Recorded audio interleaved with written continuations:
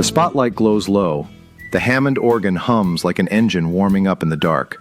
Somewhere in the back of the studio, cigarette smoke curls toward the ceiling while a producer whispers, "One more take." And sitting behind the keys, smiling like he already knew the groove was eternal, was Billy Preston.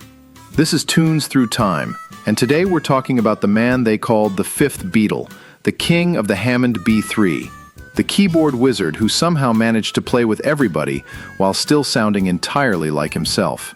Billy Preston didn't just play music, he electrified it. Born in Houston in 1946 and raised in Los Angeles, Preston was a child prodigy before most kids could spell piano lessons. By age 10, he was already backing gospel legend Mahalia Jackson. 10 years old. Most kids that age are struggling through multiplication tables. Billy was out there making church walls sweat. And the thing about Preston was this: he didn't just know how to play, he knew how to feel.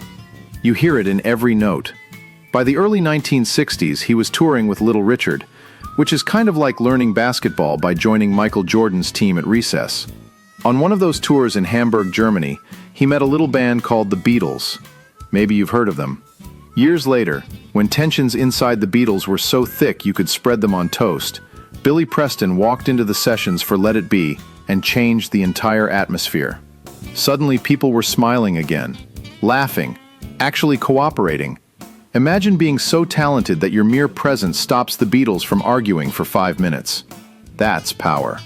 You can hear Preston all over tracks like Get Back.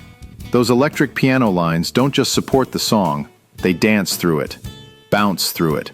Billy Preston played like joy sounded. And then came the solo hits. Out of Space exploded in 1972 with its funky clavinet groove and cosmic swagger. It felt futuristic, playful, weird, and cool all at once. Like somebody turned a lava lamp into music. But Preston's masterpiece might be Nothing from Nothing. That song is pure swagger. The groove struts into the room wearing platform shoes and a grin. It's impossible to hear it without your shoulders moving. Even people who claim they don't dance suddenly start looking nervous around that bass line. And Billy? He's right in the middle of it all, grinning through the vocals like he's letting you in on the joke. What made Billy Preston special wasn't just technical brilliance. Plenty of musicians can play fast. Plenty can memorize scales. Billy Preston made keyboards sing. Listen closely to his playing with Ray Charles, Aretha Franklin, the Rolling Stones, or Eric Clapton. And you'll notice something incredible. He never crowded a song. He lifted it, like musical oxygen. He was the guy artists called when they needed soul injected directly into the bloodstream of a record. And yet, for all the genius, Billy Preston's life carried pain too.